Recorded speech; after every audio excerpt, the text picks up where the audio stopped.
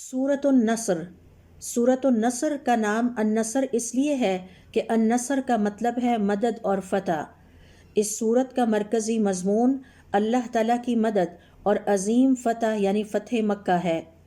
اس سورت میں حضور اکرم صلی اللہ علیہ وسلم کے ذریعے ہمیں یہ سکھایا جا رہا ہے کہ کامیابی پانے کے بعد بھی تسبیح اور استغفار کیا جائے، یعنی کامیابی پر بھی عاجزی اختیار کی جائے، کیونکہ اللہ رب العزت کو عاجزی پسند ہے۔ یہ سورت ہمیں پیغام دیتی ہے کہ جب بھی زندگی میں کامیابی ملے، خواہ وہ نوکری کی شکل میں ہو، عزت، رشتہ یا دینی خدمت کی شکل میں ہو، تو یہ نہ سمجھیں کہ ہماری محنت ہے، بلکہ اس بات کو تسلیم کیا جائے کہ یہ اللہ تعالیٰ کی مدد اور نصرت اور اس کی عطا کردہ توفیق ہے۔